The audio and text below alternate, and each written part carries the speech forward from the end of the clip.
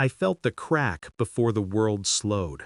A sharp sting across my cheek, a violent punctuation in the middle of vows, in front of everyone I trusted to witness our happiness. Gasps, frozen stares, the hum of whispered horror. And there he stood, my husband, eyes wild, hand lingering where it had landed. But I didn't flinch, I didn't cry. I lifted my head, slow, deliberate, met his gaze. And in that moment, I knew I had him exactly where I wanted. I remember the first time we met, under warm summer lights at that garden party. He smiled at me like I was the only person alive, his voice a soft pull I thought was love. I fell for the illusion easily. I built my trust brick by brick, convinced of his devotion. And when he proposed, I believed I had found forever. It wasn't forever, not by a long shot. The cracks began subtly, texts left open, fleeting excuses, the way his hand would linger over his phone. I caught glances that didn't meet mine, a laugh shared in secret. I could feel it, the cold shift, like ice forming in water I'd trusted to warm me. Then came the undeniable proof. I saw her name, whispering on the screen, the late-night calls, the hushed conversations when I was not supposed to be around. I didn't scream, I didn't confront, I cataloged, observed. Every lie, every betrayal, filed neatly in my mind. Anger simmered, but I didn't let it spill. I needed a plan, a strategy. If he thought I would crumble, he had underestimated me. I started the groundwork quietly. Legal advice, social networks, financial oversight, all the mundane things that would become instruments of ruin in my hands. Every smile I wore in front of him, every polite nod at family gatherings, was a step closer to the end I had envisioned.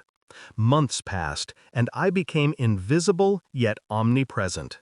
I knew his patterns, his pride, the subtle arrogance he hid beneath charm. And I waited for the right moment. The day arrived in the most theatrical way possible. Our wedding. A room full of witnesses, every friend and family member believing in the fairy tale that was supposed to be ours. And then, the whisper. His sister, a conspirator cloaked in familial concern, leaned in. One word, one suggestion, and the hand followed. But I had rehearsed this moment in my mind 1,000 times. My lips didn't tremble, my body didn't waver.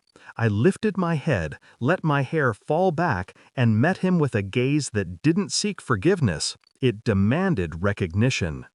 "Is this how you thought it would be?" I asked, voice low, calm, carrying through the stunned silence. He faltered. The room felt smaller, the air heavier. I watched him realize, piece by piece, that I had not come to this altar to be humiliated. I had come to observe. And now I was ready to act. The whispers began to swirl around him, my careful disclosures, hints dropped to friends, family, and colleagues. The image he had cultivated of a perfect marriage began to crumble. Bank accounts shifted quietly, legal papers executed with precision, everything invisible but devastating. His pride, his social standing, even the control he thought he had over me, evaporated like smoke. And as he stood there, red-faced, at the center of the room, I stepped forward. Not to beg, not to plead, but to rise. The final blow wasn't a word. It was my calm assent, my dignity intact while he staggered under the weight of his own choices. By the time the ceremony ended, the damage was done. I walked down that aisle not as a victim, but as a force he could never reckon with. He tried to recover, tried to reclaim some shred of dominance, but everyone had seen. Everyone had understood. The whispers I had planted grew like wildfire. Later, in the quiet of my empty apartment, I let the relief wash over me. Not gloating, not bitterness, just a deep, serene satisfaction. Justice, when executed with precision, is beautiful. My face still tingled where his hand had landed, but the power it gave me was intoxicating. I had lost nothing. I had won everything. And I smiled softly, knowing that sometimes the greatest revenge isn't violence. It's watching someone unravel while you remain untouched, untouchable, and above it all. The wedding that was meant to humiliate me had done the opposite. It had announced my rise and marked his fall.